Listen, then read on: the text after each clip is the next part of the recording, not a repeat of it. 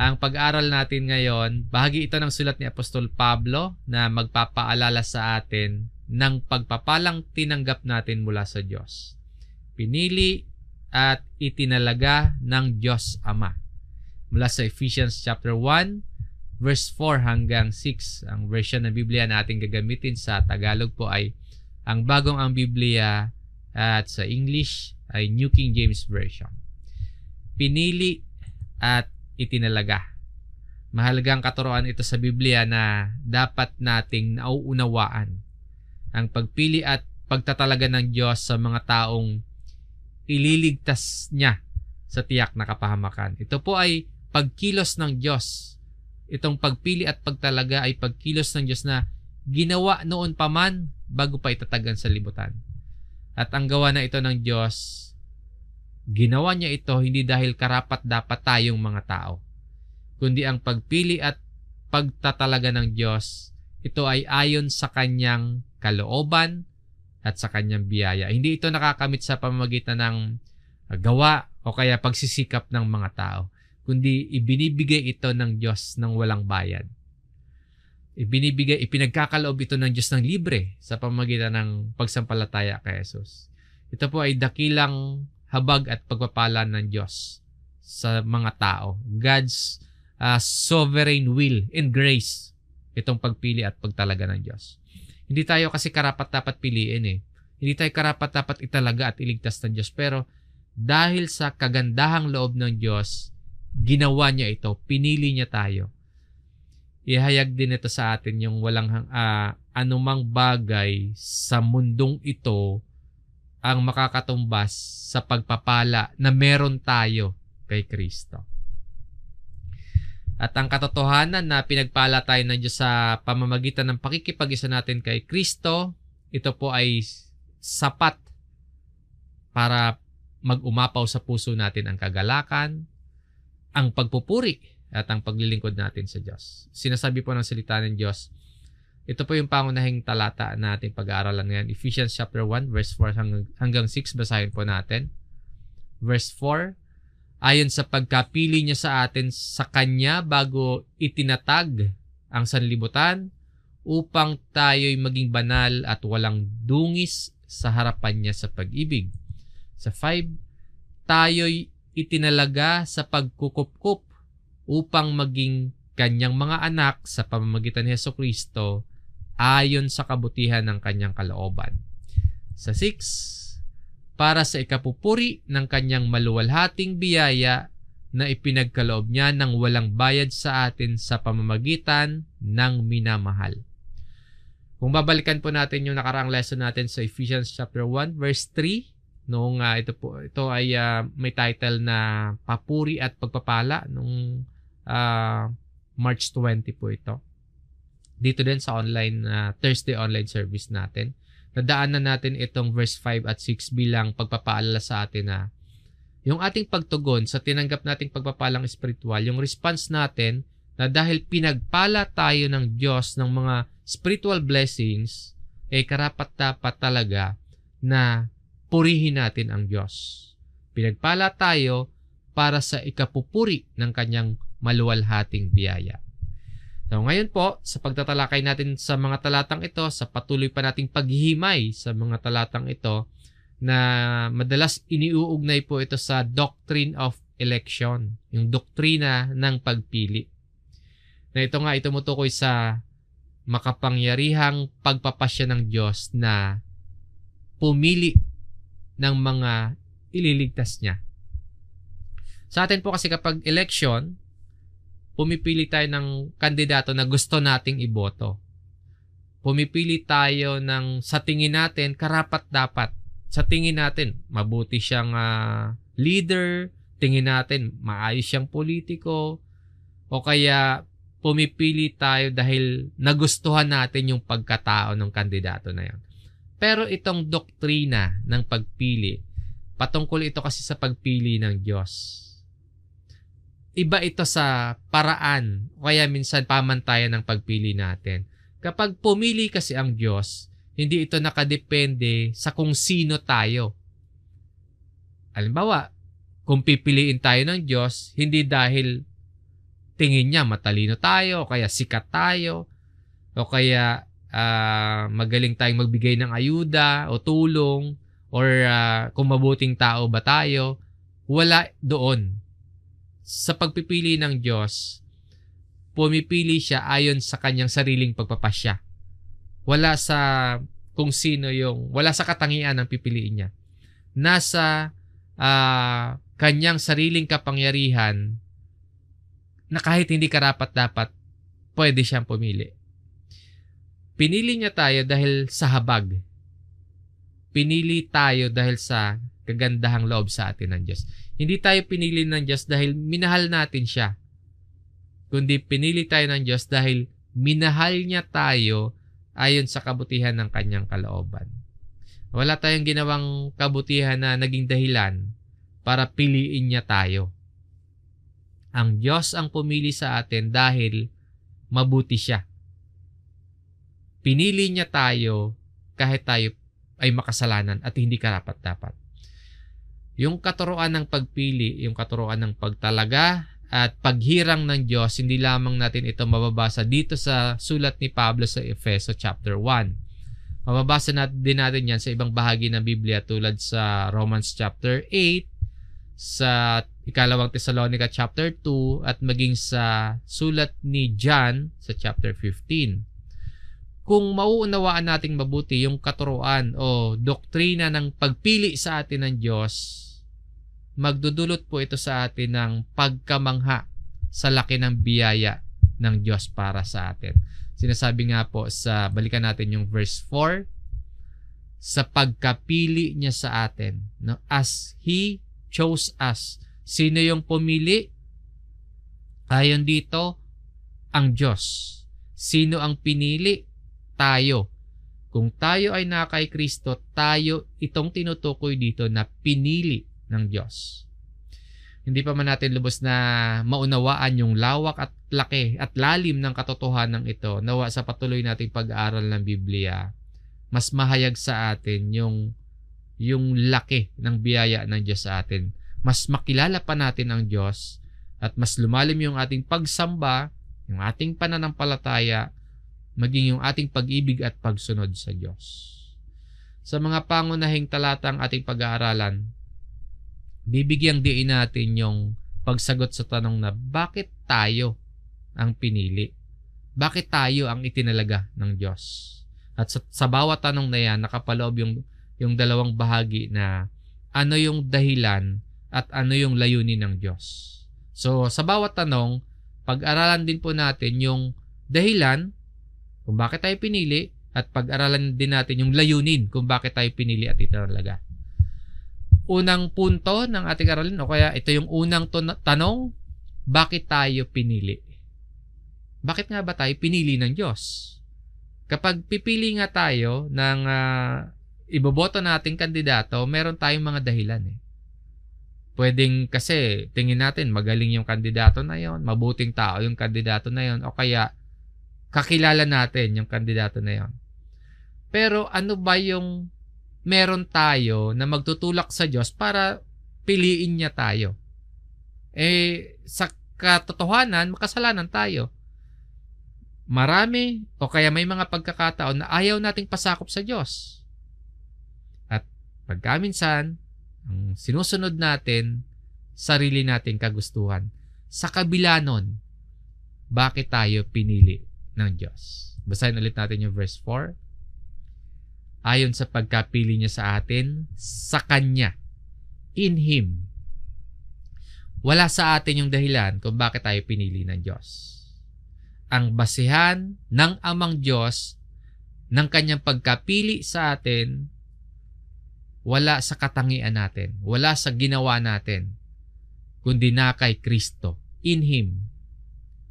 Kung hindi dahil kay Jesus, hindi tayo pipiliin ng Diyos na maligtas. Ganito pa yung naranasan natin. Ikinabit tayo kay Kristo. May union tayo sa ating Panginoong Jesus. Sa oras po na sumampalataya tayo sa Kanya, ikinabit tayo kay Jesus. Kaya po wag nating iisipin na may nakita ang Diyos sa atin. Wag nating ipagpapalagay na may magandang katangian o qualified tayo para piliin ng Diyos. Kahit anong gawin natin. Mahalaga po na may gagawin tayo. Pero kahit anong gawin natin, hindi ang gawa natin ang magiging dahilan para piliin tayo ng Diyos. Tayo ay pinili in Christ. In Him. Kailan pa? Kung tayo ang pinili ng Diyos kay Jesus, kailan pa niya pinili? Tayo. Sabi dito, bago itinatag ang sanlibutan. Before the foundation of the world. Pinapakita dito na yung desisyon ng Diyos na piliin ka niya ay hindi talaga batay sa gawa mo, sa nagawa mo, or sa magagawa mo pa. Dahil ang pagkapili sa iyo, ito ay naganap bago ka pa man isilang. O kaya bago pa itinatag ang sanlibutan. Before the foundation of the world. At dahil nga po pinili tayo ng Diyos bago pa itinatag ang sanlibutan, nangangahulugan ito na yung ating kaligtasan hindi batay sa ating gawa, hindi yan maibabatay sa ating mga pagsisikap, kundi ito ay isang ganap na biyaya or kaloob ng Diyos para sa atin. So, from eternity past, na before the foundation of the world, pinili na tayong mahalin ng Diyos kahit pa hindi tayo kapili-pili, kahit na hindi tayo kaibig-ibig. Again, wala sa atin ang dahilan. Wala sa anumang katangian natin o kaya magiging desisyon natin para sa Kanya. Ang dahilan ng pagkapili sa atin ay nasa Diyos. Ang katotohanan ito nawa magbigay kapanatagan sa atin na ang pagkapili sa atin, ang dahilan ay nasa Diyos. Bakit tayo mapapanatag? Kasi nakatitiyak tayo na hindi titigil ang Diyos na mahalin tayo dahil sa Kanyang walang hanggang pag-ibig. Sinasabi nga po, at basahin natin yung Old Testament sa sulat ni Propeta Jeremias, Jeremiah chapter 31 verse 3. Ang Panginoon ay nagpakita sa kanya mula sa malayo. Inibig kita ng isang walang hanggang pag-ibig, kaya't ipinagpatuloy ko ang aking kagandahang loob sa iyo. Sa talatang ito, pinapahayag ng Diyos yung kanyang walang hanggang pag-ibig at katapatan sa kanyang bayan, yung Israel. Na kahit itong mga Israelita na ito nagkasala at lumayo sa kanya, hindi sila iniwan ng Diyos. Malinaw po, pagpapakita ito sa atin ng banal na kasulatan ng pag-ibig ng Diyos, hindi pansamantala, hindi magbabago, hindi natatapos. Isang walang hanggang pag-ibig. At ang pag-ibig na ito, hindi nakabatay sa pagiging tapat ng mga Israelita. Hindi nakabatay sa pagiging mabuti ng Israel. Kundi nakabatay ito sa sariling katangian ng Diyos bilang isang mahabaging Ama. Bakit niya pa inibig ng isang walang hanggang pag-ibig kung hindi naman karapat-dapat? Dahil po sa sariling katangian ng Diyos bilang isang mahabaging Ama. Ang salitang walang hanggan o everlasting, nagpapakita na ang pag-ibig ng Diyos ay umiiral noon pa man. Iiral ito hanggang sa ngayon at magpakailanman. Yan yung walang hanggang pag-ibig.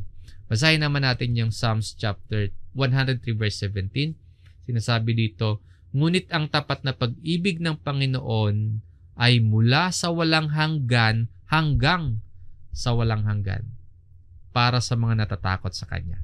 At ang Kanyang katwiran ay hanggang sa mga anak ng mga anak.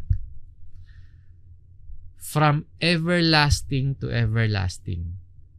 Yan ang pag-ibig ng Diyos. Pag-ibig na hindi nagbabago, hindi nagwawakas, at hindi limitado ng panahon. Dito naman po, yung salitang mula sa walang hanggan hanggang sa walang hanggan, nagpapakita na ang Diyos ay palaging maawain, palaging tapat sa kanyang mga pinili o mga hinirang. Sa katotohanan naman pong ito, marapat lamang talaga na magtiwala tayo sa Diyos. Dahil ang kanyang pag-ibig, sinasabi dito walang katapusan. Ibig sabihin, hindi ito magbabago. Hindi mawawala. So, dapat tayong mamuhay na may takot o paggalang at katapatan sa Diyos. Dahil ito yung daan, yung takot, yung katapatan natin sa Diyos ang daan para maranasan natin ang kanyang walang hanggang awa at pag-ibig. Isang paalala sa atin na ang pag-ibig ng Diyos hindi matatapos, hindi magbabago sa mga may takot sa Kanya.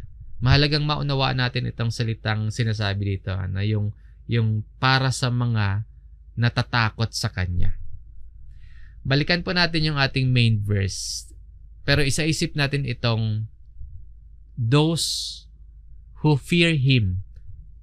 Isaisip natin ito habang pinag-aaralan pa natin yung ating pangunahing talata. Itong para sa mga natatakot sa Diyos.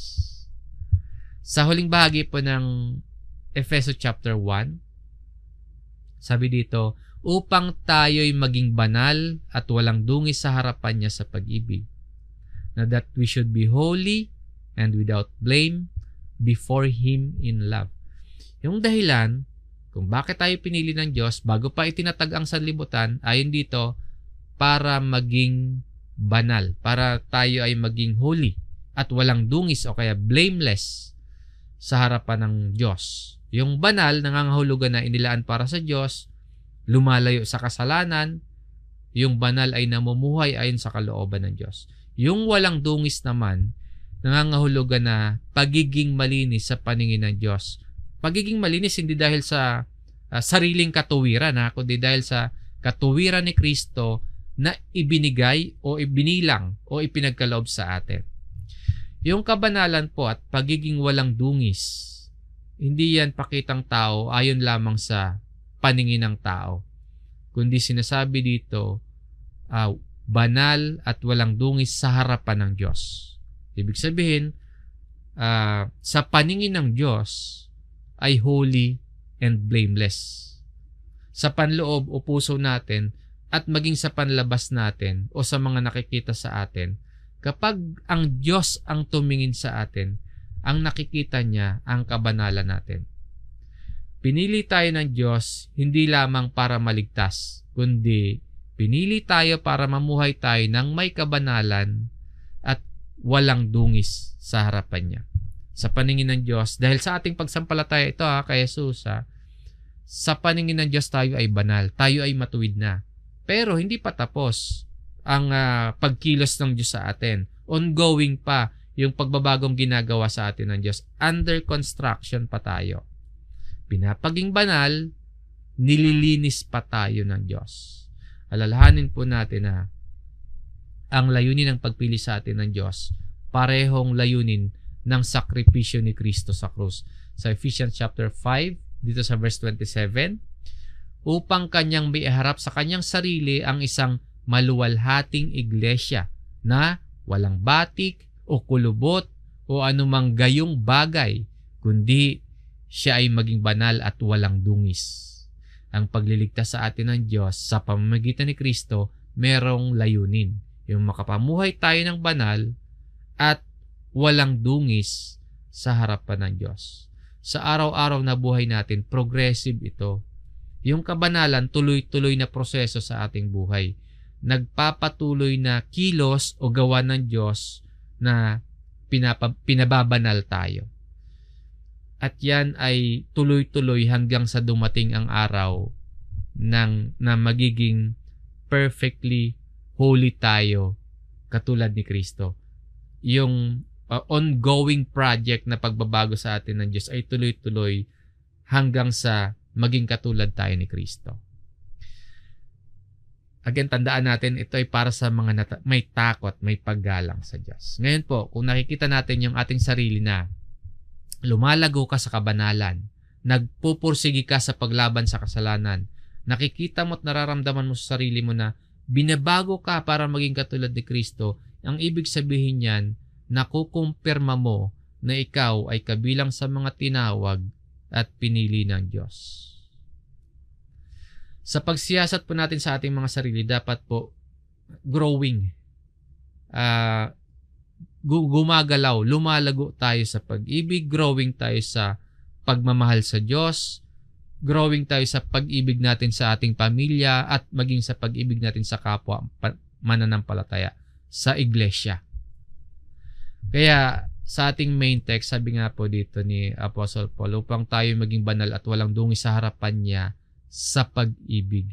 No? That we should be holy and without blame before Him in love, sa pag-ibig. Walang kabanalan kung wala itong love, kung wala itong pag-ibig.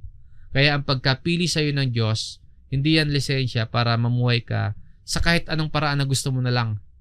Hindi yan lisensya na dahil iniibig ka ng Diyos, mamumuhay ka sa galit. Aabusuhin mo yung pag-ibig niya. Hindi ka magpapatawad o kaya mamumuhay ka ng sadya sa pagsuway sa Diyos. Kundi po ang pag-ibig o yung sinasabi nga po dito na in love, iyan ay maghikayat sa atin na mamuhay tayo sa kabanalan, mamuhay tayong walang dungis sa harapan ng Diyos. Sabi po ni Pablo sa mga mananampalataya sa Colossians chapter 3 verse 12, bilang mga hinirang ng Diyos, mga banal at minamahal, magbihis kayo ng kahabagan, ng kabaitan, ng kababaang loob, ng kaamuan at ng katiyagaan. Bilang mga hinirang ng Diyos, mga pinili, mamuhay tayo ayon sa bagong pagkatao natin. Bilang mga as the elect of God. Makita nawa sa ating pamumuhay yung mga sinasabi dito sa kasunod na talata. Verse 13, pagtiisan ninyo ang isa't isa, at kung ang sino man ay may reklamo laban sa kanino man, magpatawaran kayo sa isa't isa. Kung paanong pinatawad kayo ng Panginoon, ay gayon din naman ang inyong gawin. So dito po sinasabi na bilang mga pinili, bilang tayo ay mga mananampalataya, dapat tayong maging matyaga at mapagpatawad. Tulad ng pagpapatawad sa atin ng Panginoon, tulad ng pagtitiis ng Panginoon. At sa verse 14, at higit sa lahat ng mga bagay na ito, ay magbihis kayo ng pag-ibig na siyang tali ng kasakdalan. So, ito pong pag-ibig na ito ang magbubuklod sa atin sa tunay na pagkakaisa at buhay Kristiyano. Sabi dito, put on love. Bilang mga pinili, mamahalin natin yung ating pamilya, yung ating asawa, yung ating mga anak. Bilang mga pinili, mamahalin natin yung ating mga magulang, yung ating mga kapatid, yung ating kapwa. Iibigin natin sila, hindi dahil mabuti sila at karapat-dapat sila, kundi dahil utos ito sa atin. Iibigin natin yung ating pamilya, yung ating kapwa, kung gaano tayo inibig ng Diyos, kahit hindi tayo karapat-dapat. Ang ikalawang punto o ikalawang tanong, bakit tayo itinalaga? Muli bilang paglilinaw po, pinili tayo ng Diyos. Hindi dahil sa taglay nating katangian o anumang magiging desisyon natin, kundi pinili tayo dahil kay Kristo. Dahil sa pasya ng Diyos mula pa sa simula. Bago pa itatag ang lahat, pinili tayo. Ngayon, para saan yung pagkapili sa atin? Natalakay natin para sa kabanalan, para mamuhay tayo ng may kabanalan at walang dungis sa harap ng Diyos. Dito naman sa verse 5, sabi pa ni Pablo, tayo'y itinalaga sa pagkukupkup, having predestined us to adoption. Nagpapakita din ito ng malayang kapangyarihan ng Diyos. Sa kanyang kaparaanan at plano ng kaligtasan, yung pagpili o pagtatakdang ito ng Diyos, yung pagtatalaga, hindi din ito dahil sa sariling gawa o kaya pagsusumikap natin o kaya katangian natin or kabutihan natin. Kundi bunga pa din ito ng dakilang pag-ibig, plano at layunin ng Diyos para sa atin. Ito ay kagustuhan at habag ng Diyos sa atin. Ang Diyos ang nagpasya na dahil minamahal ng Diyos ang mga tao, kahit unworthy tayo ay itinalaga sa pagkukupkup. Para saan?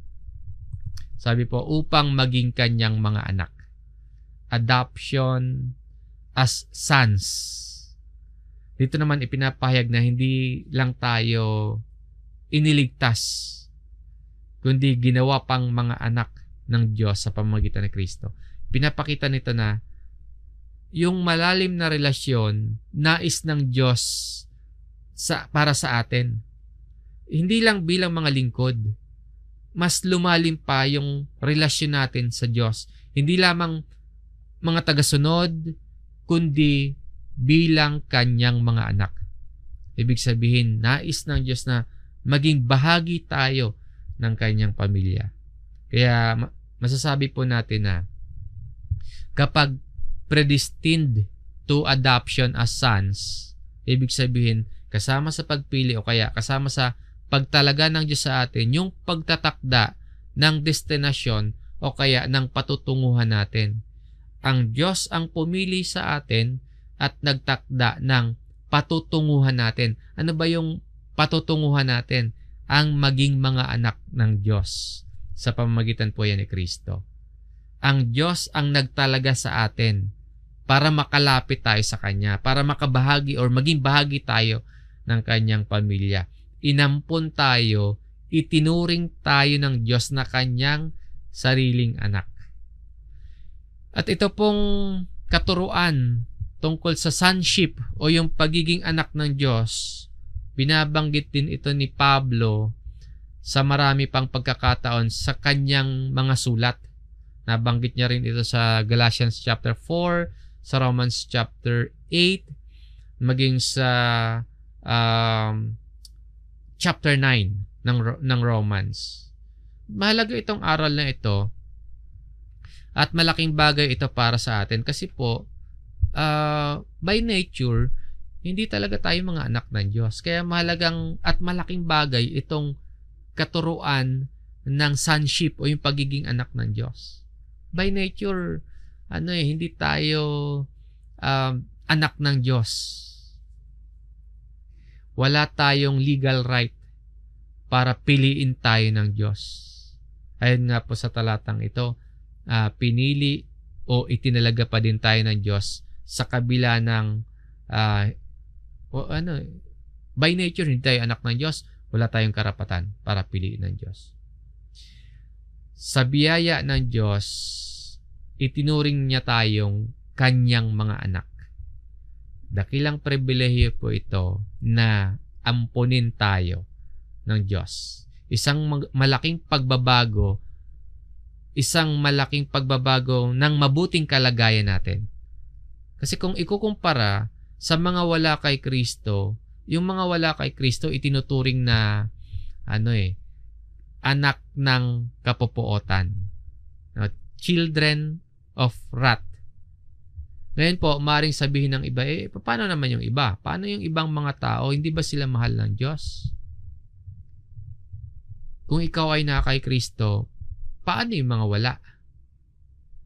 Kung ikaw ay ligtas dahil kay Kristo, paano yung mga hindi ligtas? Kung ikaw ay may pananampalataya, paano yung mga wala? Ang lahat po mahal ng Diyos. Pero may pananagutan tayo sa Diyos. Hindi pwedeng sisihin ang Diyos kung hindi maliligtas ang ibang tao. Ang isang tao, mapapahamak hindi dahil sa pagtansya o pagsasabi na nagkulang kasi ang Diyos. O kaya hindi kasi naging patas ang Diyos. Hindi po ganon. Dahil nakita natin na kahit tayo unworthy tayo sa by nature, sinasabi dito, itinalaga pa rin tayo ng Diyos. So, hindi talaga natin masasabi na unfair ang Diyos. Ang isang tao mapapahamak dahil sa sariling kasalanan. Dahil sa katigasan ng puso na hindi tinatanggap yung kaparaanan ng pagliligtas ng Diyos. Yun. Kaya kung gusto natin na mapabilang sa pamilya ng Diyos, kung gusto natin ang inaalok ng kaligtasan ng Diyos, tatanggapin po natin si Jesucristo. Sabi pa po dito, sa pamamagitan ni Jesucristo, pinili at itinalaga tayo maging mga anak ng Diyos, sa pamamagitan ni Kristo. By Jesus Christ. Through Jesus Christ. Kung tayo ay pipili at kung tayo yung mag-aampon na magiging mga anak natin, masailan tayong mamili. Diba? Pipiliin natin at sisiguraduhin natin yung aamponin natin may magandang katangian. Pero ang Diyos iba. Pinili at itinalaga niya tayo hindi dahil sa angkin o taglay nating magagandang katangian kung meron man. Hindi dahil mas mabuti tayo kung ikukumpara sa iba, kaya tayo yung itinalaga ng Diyos kasi mas mabuti tayo kumpara sa iba. Kaya tayo yung pinili. Hindi po. Ang dahilan sa pamamagitan ni Kristo. Tayo ay naging mga anak ng Diyos sa pamamagitan ni Jesus. Yes, tayo yung nagde-decide na sumampalataya. Tayo yung magde-decide na tatanggapin natin si Jesus. Pero hindi tayo ang nagbago. Hindi tayo yung nagkaroon ng pribilehiyo dahil sa atin. Hindi tayo nagkaroon ng karapatan na maging mga anak ng Diyos dahil sa katangian natin. Hindi ang desisyon natin ang dahilan. Para mas maliwanagan po tayo sa sulat ni Apostol Juan, basahin po natin itong John chapter 1 verse 12 hanggang 13. Subalit ang lahat ng tumanggap sa Kanya na sumasampalataya sa Kanyang pangalan ay Kanyang pinagkalooban sila ng karapatan na maging mga anak ng Diyos. Na ipinanganak hindi sa dugo, sa kalooban ng laman, o sa kalooban ng tao, kundi ng Diyos. Malinaw na makikita natin dito na tayo ay tumanggap ng karapatan na maging mga anak ng Diyos. Yes, tayo yung nag-decide na sumampalataya. Pero hindi dahil sa ating sariling kagustuhan o sariling kalikasan o kaya sa sariling kagagawan. Kaya tayo may karapatan na maging mga anak ng Diyos. Isinilang tayong muli o ipinanganak tayong muli ayon ito sa kalooban ng Diyos. Muli alalahanin natin na hindi tayo karapat-dapat sa pribilehiyong ito. Nawa po, makita natin yung kabutihan na ito, yung dakilang kabutihan na ito sa atin ng Diyos. Sa huling bahagi ng ating main verse, ayon sa kabutihan ng Kanyang kalooban. Ayon po dito tayo ay pinili, tayo ay itinalaga na maging mga anak ng Diyos dahil sa kabutihan ng Diyos, kabutihan ng Kanyang kalooban. May kalayaan tayong magpasya, tama yon. Pero ang desisyon ng Diyos na italaga tayo, ayon ito sa sarili niyang pagpapasya. Ganito din po ang sinasabi sa Romans chapter 9. Romans chapter 9 verse 15 hanggang 16, sapagkat sinasabi niya kay Moises, ako'y maaawa sa aking kinaaawaan at ako'y mahahabag sa aking kinahabagan. Kaya ito ay hindi ayon sa kalooban o pagsisikap ng tao, kundi ayon sa habag ng Diyos. Pagbibigay din sa atin na Diyos ang nagpapasya para kilalanin natin ang Diyos bilang sovereign ruler. Pagbibigay din sa atin na ang Diyos ang nagdedesisyon para kilalanin natin yung kadakilaan ng Diyos sa paglikha at sa pagliligtas sa atin. Dahil kung kalooban ng tao yung masusunod, wala sa atin ang maliligtas. Kung sariling kalooban natin ang masusunod, wala sa atin ang magkakaroon ng karapatan na maging mga anak ng Diyos. Kailangan po nating tanggapin na makapangyarihan at malayang magpasya ang Diyos dahil siya ang ating Diyos. Mayroon siyang kalayaang magpasya tungkol sa ating kaligtasan. Nang sa gayon po, magdulot sa atin, sa puso natin, sa isip natin ang kapakumbabaan kapag tinanggap natin na dakila, makapangyarihan, at malayang magpasya ang Diyos tungkol sa ating kaligtasan. Na ma-realize natin at mas mamangha tayo sa ginawa ng Diyos para sa atin. Kasi hindi tayo karapat-dapat. Kabuuang desisyon ito at malayang pagpapasya ito ng Diyos. Pinili at itinalaga tayo na maging Kanyang mga anak. Pinili at itinalaga tayo na Kanyang inililigtas. Sa huling bahagi po ng ating aralin, tingnan po natin ang layunin ng Diyos sa pagkilos niyang ito para sa atin. Ang layunin ng pagkapili at pagkatalaga. Napag-aralan kasi natin sa verse 4, pinili tayo para maging banal. Tapos sa verse 5, kanina nabasa natin, itinalaga tayo para maging mga anak ng Diyos. Sa pagpapatuloy ni Apostol Pablo sa verse 6, ito yung layunin ng pagkapili at pagkatalaga sa atin. Sabi po, para sa ikapupuri ng kanyang maluwalhating biyaya. Pinili at itinalaga tayo to the praise of the glory of His grace. Kung babalikan at isasama natin yung sa pagbasa, yung verse 3. Nagsimula kasi yung verse 3 sa pagpupuri sa Diyos. Tapos dito, sa bahaging ito ng verse 6, pagpupuri pa rin sa Diyos. Pagtuturo ito sa atin na our God, ang ating Diyos, ay worthy of our praise. Karapat dapat nating purihin ang Diyos na lumikha at nagligtas sa atin. Ano raw yung kapuri-puri sa Diyos? Sabi dito, ang kanyang maluwalhating biyaya. Namamangha po ba tayo sa biyaya ng Diyos sa atin? Yung pagkamangha ba natin sa biyaya ng Diyos sa atin ay nagbubunga ng ating pagpupuri sa ating Diyos? Pinili tayo ng Diyos bagamat hindi tayo karapat-dapat. Kamangha-mangha yun na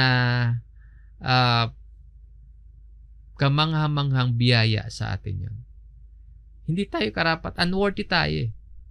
Itinalaga tayo maging mga anak ng Diyos bagamat hindi tayo karapat-dapat. Kaya tinatawag na maluwalhating biyaya. Para bang nagniningning na yung sa kagandahan ng biyaya, isang regalo sa atin na ibinigay ng Diyos kahit hindi karapat-dapat.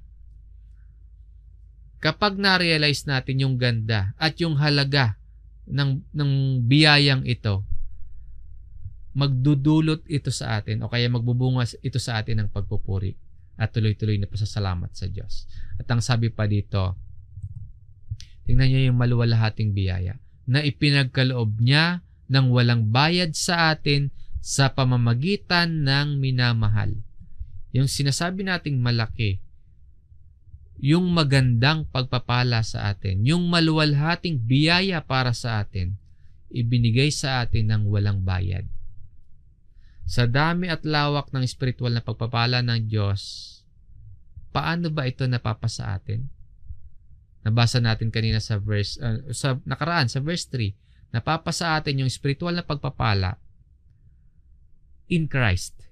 Kanina sa verse 4, in Him. Yun yung nabasa natin. Sa verse 5, by Jesus Christ. At dito sa verse 6, sa pamamagitan ng minamahal. Sino itong minamahal na ito? Walang iba kundi si Kristo, ang minamahal na anak ng Diyos.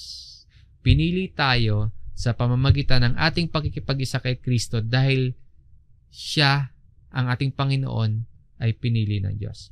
Minahal tayo ng Diyos sa pamamagitan ng ating pakikipag-isa kay Kristo dahil ang ating Panginoong Hesus ang pinakamamahal na anak ng Diyos. Itinuring tayong anak ng Diyos sa pamamagitan din po yan na pakikipag-isa natin kay Kristo dahil ang ating Panginoon ay ang tunay na anak ng Diyos.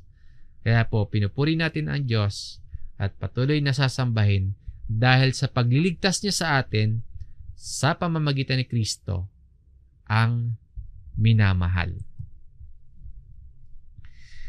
Kaya ang aral o mensahe o kaya ang pagtuturo sa atin sa bawat bahagi ng sulat na ito ni Apostol Pablo ay ganito. Karapat dapat purihin ang Diyos dahil pinili niya tayo. Pinili tayo hindi dahil sa mabuting katangian natin, kundi para tayo ay gawing banal, walang dungis sa harap ng Diyos sa pamamagitan ni Kristo. Itinalaga tayo hindi dahil sa anumang meron tayo or ginawa natin, kundi itinalaga tayo para maging mga anak ng Diyos sa pamamagitan ni Kristo. Hindi dahil karapat dapat talaga tayo maging mga anak ng Diyos. Hindi ganoon. Itinalaga tayo, pinili tayo, ang lahat ay para sa kaluwalhatian ng Amang Diyos. Kaya kung ikaw po ay isang Kristiyano, yun ay dahil pinili ka ng Diyos. At ang katotohanan yan, magdulot sa'yo, sa atin, ng paglago at kababaang loob at pagmamahal sa Diyos at pagmamahal sa kapwa-tao. At kung ikaw ay anak ng Diyos, dapat ang pamumuhay mo po sa paraang nakakalugod o nagbibigay kaluguran sa iyong Amang Diyos.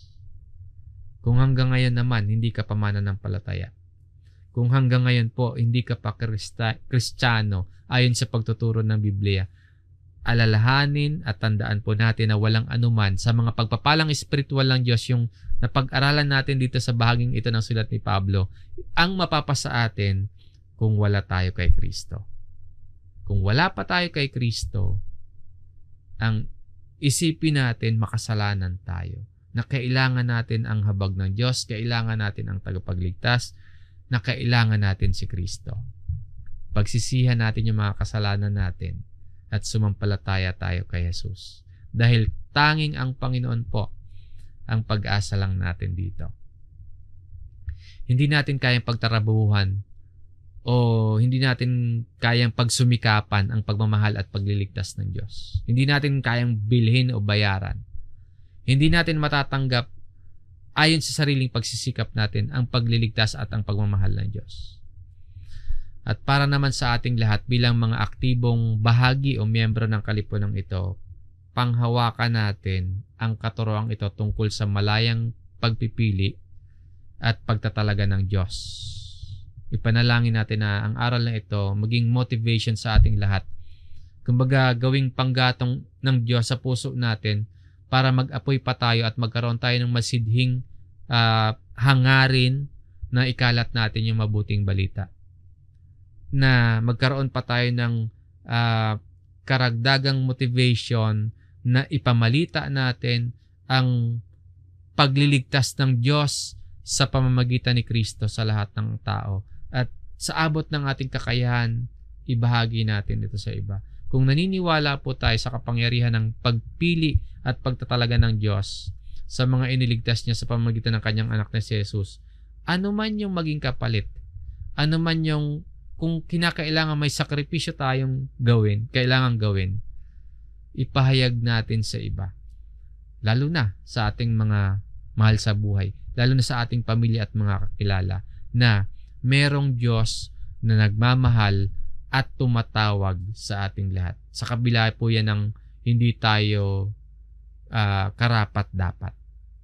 Merong Diyos na tumatawag, nagmamahal sa atin at nagbibigay ng pagkakataon na mapabilang sa kanyang pamilya. Hanggang dito po ang ating pag-aaral. Maraming salamat po sa inyong pakikinig. Sumayin niyo po ang pagpapala ng Diyos at tayo po ay muling manalangin.